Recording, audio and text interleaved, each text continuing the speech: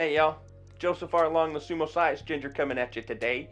And today I wanted to talk to you about the specifics of my diet. Be sure to hit the subscription button below if you'd like to see more videos like this, and leave me a comment about your diet. I'd love to see how others are finding success. When it came to choosing my diet, I really did study as many different kinds as I could. And believe me, right now there's a million different ones. Apparently people are finding success across the whole spectrum of them too, so it's hard to figure out which one's going to really work for you. When I sat down and did my research, I really thought about how I like to eat and what I like to eat. I looked at the way I want to take and train myself as I go. And I really did find that the bodybuilding lifestyle fit me, not necessarily so much in the lifting weights aspect, but the way they eat. Now, the difference between me and somebody who's a bodybuilder is they'll take and lift weights all day and burn 4,000 or 5,000 calories, no problem. Whereas I carry my weight around on a daily basis and I don't get the same benefits from lifting it as they do from lifting weights. That's not to say I don't exercise and I don't lift weights. That's to say I don't see myself being somebody who tries to squat 700 pounds. But the way they eat, the way they approach food, that's the approach I want to take. Because they look at it as a whole nutrition.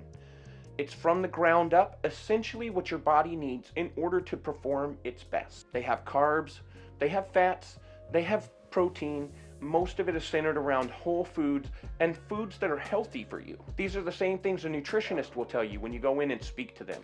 The issue I run into is when I eat, I take one bite and I'm hungry for the rest of the day. Whereas if I don't eat, I don't even feel the hunger.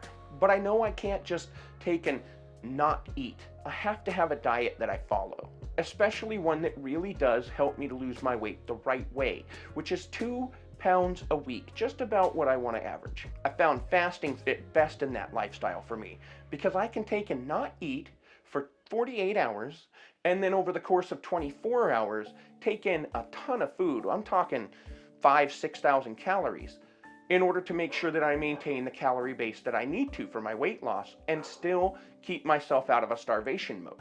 And yes, that means on my eat days, I'm eating a lot of food. But to be fair, on the days that I don't eat food, I really do limit how many calories I take in. For instance, I take and drink 3 cups of coffee with a scoop of protein powder, whey protein powder in each of them.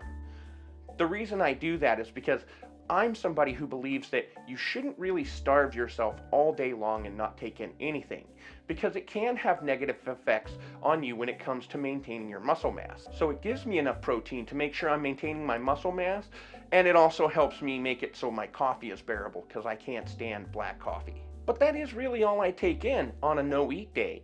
I drink the 3 cups of coffee in the morning, and then after that I drink water.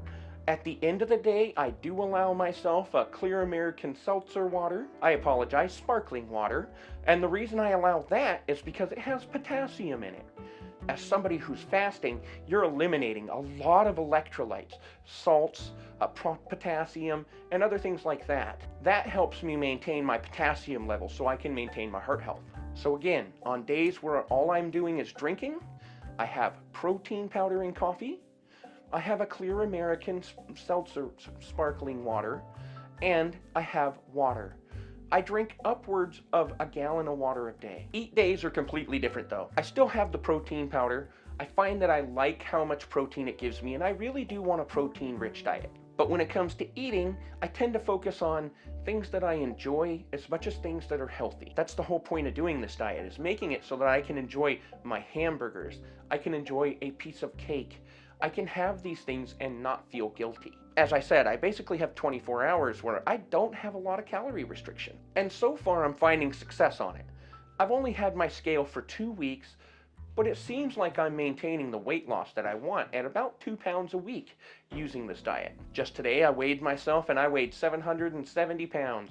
That's down 4 pounds in 2 weeks. Hopefully I'll be able to take and maintain this pace, and it won't be something that I end up harming myself when it comes to my health. That's why I'm taking and spending time speaking to a doctor on a regular basis though, because I know that it can be detrimental if you're not careful.